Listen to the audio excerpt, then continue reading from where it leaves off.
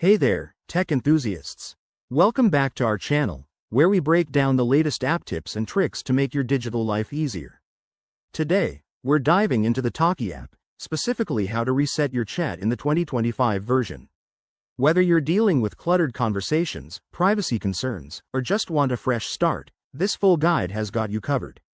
Let's jump right in. First things first, why would you want to reset your chat? It can help clear out old messages, fix glitches, or even enhance your app's performance.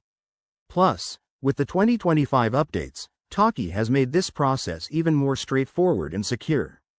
To get started, make sure you have the latest version of the Talkie app installed on your device. Open the app and log in with your account. Once you're in, head over to the main menu.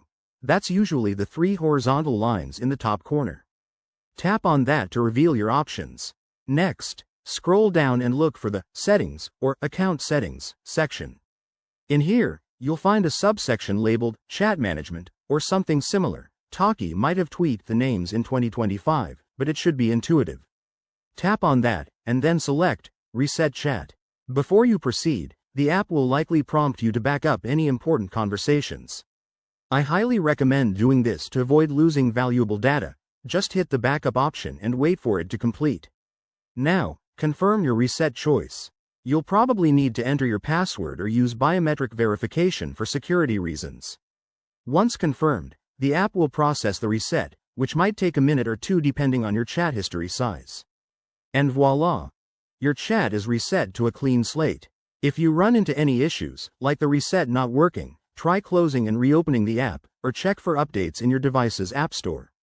Remember, resetting won't delete your account, but always double-check what you're resetting.